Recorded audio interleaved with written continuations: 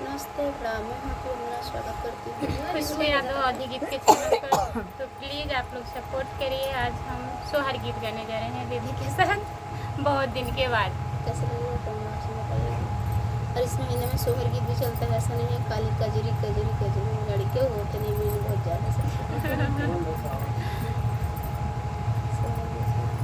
राजा मोर माना कहे नवरंगिया नवरंगिया तोड़ी लवता नवरो।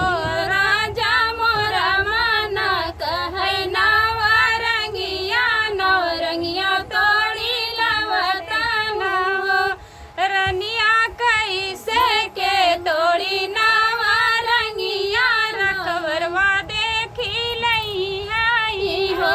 रनिया कैसे के तोड़ी नवरंगिया रखवरवा देखी लई है हो।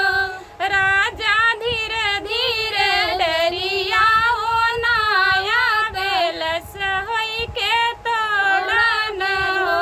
राजा धीरे धीरे डरिया हो नाया बेलस होई के तोड़न हो।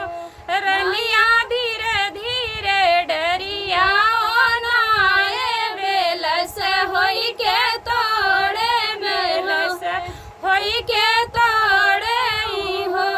रनिया वही माँ से उड़ल सुगनवा रखवरवा देखी ली न हो।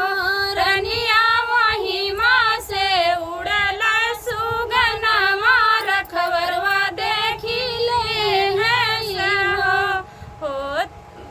भीतरा से निकले ली सासु बिरही बोलिया बोलाई हो।